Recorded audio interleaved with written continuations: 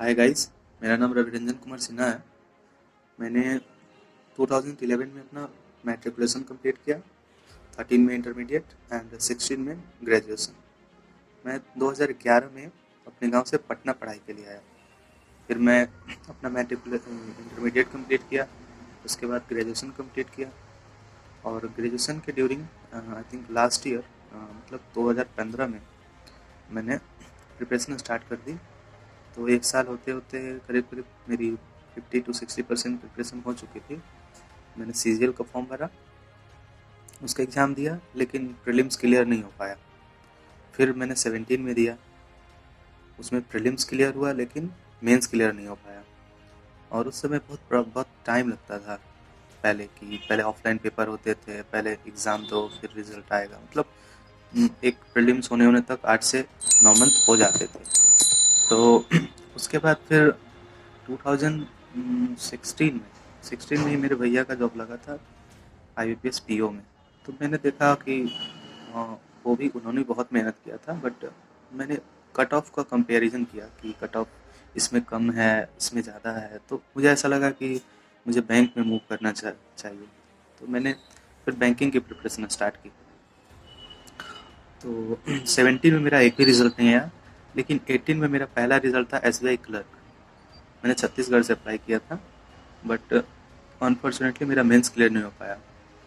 और वो एसबीआई का जो क्लरिकल का मेंस था, वो मेरे लिए उसका जो इम्प्रेशन था वो एकदम हॉरिबल हो गया मेरे लिए। वो मैं मतलब मेंस में जब मैं एग्ज़ाम दे रहा था तो मुझे पता ही नहीं चल रहा था कि मैं क्या बनाऊं और क्या छोड़ूं। छोड़ने लायक क्वेश्चन ज़्यादा थे मेरे लिए और बनाने लायक कम थे। और भी जो भी अगल बगल थे, कुछ तो लड़कियां भी थी, तो कुछ तो लोग रोने भी लगे थे। बट मैं जब एग्ज़ाम दे के आया, उसके बाद 2-3 घंटे तक तो मुझे कुछ पता ही नहीं चला कि हुआ क्या मेरे साथ। उसके बाद फिर नेक्स्ट डे से मैं फिर से अपने प्रिपरेशन स्टार्ट किया। फिर जो भी न्यू तरह के क्वेश्चंस आए थे, मैंने उनका जो मेमोरी बस्ट होते हैं उनको प्रिंट आउट किया। फिर उस तरह के क्वेश्चंस प्रैक्टिस किए। फिर धीरे धीरे अपना स्टडी कंटिन्यू रखा। उसके बाद फिर मैं लाइब्रेरी ज्वाइन कर लिया मैंने। तो लाइब्रेरी में मैंने बहुत टाइम स्पेंड किया। मैंने करीब करीब 11 बजे से जाता था।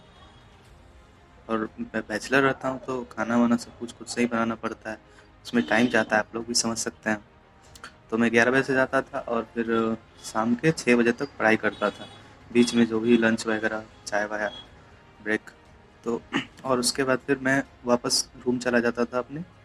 और फिर मैं 8:30-9 बजे तक वापस खाना पीना खा के आ जाता था लाइब्रेरी। और मैं रात भर पढ़ाई करता था। और सुबह 5 बजे निकलता था लाइब्रेरी से। और उसके बाद फिर मैं जाता था रूम, जाके सो जाता 5-6 घंटे।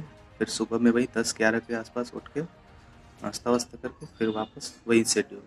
तो मैंने 18 में और 19 में इतना मेहनत किया।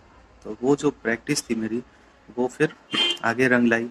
उसके बाद 18 में और भी एग्ज़ाम के रिजल्ट आए, जैसे आईबीपीएस क्लरिकल।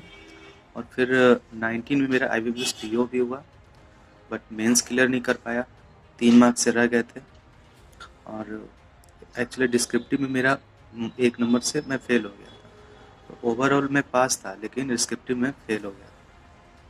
उसके बाद फिर आईबीपीएस एसओ तो मैं भर नहीं सकता हूँ, क्योंकि मेरा सिंपल ग्रेजुएशन है, बीएससी ऑनर्स।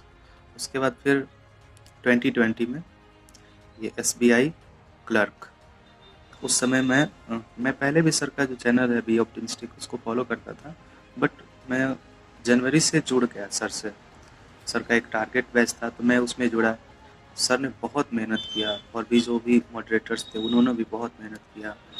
और सर हमेशा से मोटिवेट करते रहे हैं, क्या चीज़ें करनी चाहिए, क्या चीज़ें नहीं करनी चाहिए। हर एक वीक पे सर का मोटिवेशनल वीडियो आता था, आप कैसे पढ़ाई करें, कैसे नहीं करें। जो दूसरे लोग बोलते हैं आपको कि आप नहीं कर पाओगे, तो वो चीज़ें आप साइड में रख दीजिए। बस अपने आप पे फोकस कीजिए कि आपको करना क्या है और आपको क्या नहीं करना है।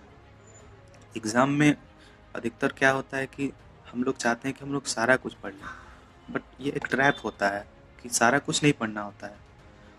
जो मेरा सबसे स्ट्रॉन्ग पॉइंट है वो तो है, बट जो वीक पॉइंट होता है उस पे फोकस करना चाहिए, उस पे मेहनत करना चाहिए। बहुत सारे बच्चे क्या करते हैं, मैं भी शुरू में करता था, जो स्ट्रॉन्ग चीज़ था मेरा वो मैं ज़्यादा बनाता था, क्योंकि मज़ा आता था उसमें कि ये सही हो रहा है, खुशी मिलती थी अंदर से। बट फिर जब मैं 2-4 एग्ज़ाम में फ़ेल हुआ, उसके बाद मैंने वो काम करना शुरू किया। सर ने भी बताया मॉक टेस्ट दो, उसके बाद एनालिसिस करो, थॉरो एनालिसिस करो, जो चीज़ नहीं आते हैं उसको सीखो, प्रैक्टिस करो। तो सर से मैं करीब-करीब 1 साल तक कंटिन्यूअसली जुड़ा रहा। जो भी होमवर्क मिलते थे करता रहता था, और वो बहुत कुछ सीखने को मिला सर से। और सर जो कर रहे हैं शायद ही वो कोई कर रहा हो किसी के लिए। जो भी सर कर रहे हैं और जो भी पास्ट में हुआ क्या हुआ उससे मुझे कोई मतलब नहीं है। बाकी सर अच्छा काम कर रहे हैं, वो ही सबसे इम्पोर्टेंट है। और सर का एक लाइन है कि मन लगे ना लगे पढ़ो मेरे दोस्त, एक दिन ये हालात ज़रूर बदलेंगे। ये जो लाइन है ये बहुत मोटिवेशनल रही है मेरे लिए। वैसे जब कभी भी मुझे ऐसा लगता था, फील होता था कि शायद मेरा रिजल्ट नहीं हो सकता है, तो मैं वो लाइन ज़रूर सुनता था, वो वीडियो देखता था, कभी कभी सर से बातें भी करता था। एक बार मैं डिप्रेस था तो मैंने सर को मैसेज किया, सर बहुत सारे एग्ज़ाम में फेल हो गया हूँ, बैक टू बैक लगता है अब नहीं हो पाएगा। तो सर ने मुझे कॉल किया, मुझे बोला नहीं आप और मेहनत कीजिए, एकदम हो जाएगा, लगे रहिए। और देखिए लास्ट लास्ट तक हो गया। तो मेरा जो सिलेक्शन हुआ वो LIC ADO के लिए एक्चुअली मेन लिस्ट में नहीं हुआ है, ये कंटीजेंसी लिस्ट में हुआ। दैट मीन्स कि वेटिंग लिस्ट में हुआ। मैंने 19 18-19 की वैकेंसी थी, तो उसमें अप्लाई किया था, लेकिन इंटरव्यू तक गया था लेकिन फाइनल मेरिट नहीं बन पाया। इसके वजह से डिस्क्वालीफाई हो गया था। एक्चुअली एक और इंटरव्यू दिया था मैंने, वो ministry of youth and sports affair के अंदर आता है NYKS, नेहरू युवा केंद्र संगठन। उसके अंदर एक पोस्ट आती है DYC की, जो कि पोस्ट ग्रेजुएट पे होती है। तो उसको मैंने फिल किया था। उसमें वो एग्ज़ाम IBPS ही कंडक्ट कराती है। तो उसमें मैथ्स, रीजनिंग, इंग्लिश और GA के क्वेश्चंस होते हैं, और एक GS का पोर्शन भी होता है। तो लिटरली वो एक तरह से जो भी गवर्नमेंट स्कीम्स होते हैं, तो उसमें गवर्नमेंट स्कीम होते हैं जो फाइनेंशियल इंक्लूजन होते हैं, तो उससे रिलेटेड GS पोर्शन में क्वेश्चंस पूछे जाते हैं। और GA में तो आप लोग पता ही, फाइनेंशियल अवेयरनेस और जनरल अवेयरनेस। तो उसके मैंने एग्ज़ाम दिया, उसके बाद फिर एग्ज़ाम क्लियर हुआ मेरा। उसके बाद फिर मैंने इंटरव्यू दिया। इंटरव्यू दिल्ली में हेडक्वार्टर में हुआ था। तो मुझे इंटरव्यू में कम मार्क्स मिले। एक्चुअली मेरी एज जो है वो 24 है, तो वो जो पोस्ट है वो बहुत बड़ा है। एक डिस्ट्रिक्ट में एक ही पोस्ट होता है, तो शायद उन लोगों को मैं उस पोस्ट के लिए छोटा लगा, या उनको ऐसा नहीं लगा कि मैं उस पोस्ट के लिए इतना रिस्पॉन्सिबल हूँ। तो मेरा फाइनल सिलेक्शन नहीं हो पाया उसमें। उसके बाद IBPS क्लर्क में भी मेरा फाइनल सिलेक्शन नहीं हो पाया, और इस बार का SBI क्लर्क 4 नंबर से छूट गया मेरा। मे बी वेटिंग में हो जाए, hope for the best. And finally ये LIC ADO में मेरा सिलेक्शन हो गया। तो मुझे करीब करीब 15-20 5 ईयर्स लग गए। तो ऐसा नहीं सोचना है कि इतने साल लग गए हमसे नहीं होगा, हम तो वीक हैं। ऐसा कुछ नहीं है, सब कुछ आपके सोचने पे डिपेंड करता है, आप कितना सोचते हैं और कितना सही डायरेक्शन में करते हैं। तो वही है कि एक हार्ड वर्क होता है, एक स्मार्ट वर्क होता है। तो आपको स्मार्ट वर्क करना है। बाकी सर से जुड़े रहिए, सर के चैनल को फॉलो करते रहिए। बहुत सारी चीज़ें होती है जो जैसे सिलेबस हो गया, कोई भी एग्ज़ाम्स की रिक्रूटमेंट हो गई, उसके लिए क्या करें, कैसे पढ़ें, ये सर बताते रहते हैं।